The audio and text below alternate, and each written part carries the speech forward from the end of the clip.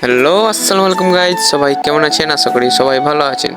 তো গাইজ, আমি আর কাকা কলেজে বসছিলাম, তো কাকা হঠাৎ করে বলে যে চল আজ চা খেয়ে আসি। আমি বলি কোথায় যাবেন? বলছে চল টংঘরে।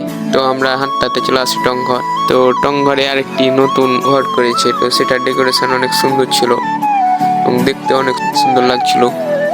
তো এখানে অনেক জায়গায় বসে ছবি তোলারও ব্যবস্থা ছিল, মোটামুটি ভালোই ডেকোরেশন করেছে তারা। তো দেখছি সামনে একটা আয়নাও রাখা আছে, তো এখানে আয়নাতে ছবি তোলার জন্য রাখা আছে, ভিডিও করে নিলাম। তো এরপর আমরা অর্ডার দিই চা। তো কাকা খাই মালাই চা আর আমি খাই হরলিক্স চা। তো চা মোটামুটি ভালোই ছিল। তো গাইস, চা খাওয়া শেষে আমরা বাড়ি যাওয়ার পথে দেখতে পাই একটি ব্যানার মারা আছে, তো নোবেল ম্যান আসবে চাঁপাইনবাবগঞ্জের শিবগঞ্জে। তো গাইস, যারা এখন পর্যন্ত পেজে ফলো করেনি তারা অবশ্যই ফলো করে দিন। বাই বাই, আল্লাহ হাফেজ।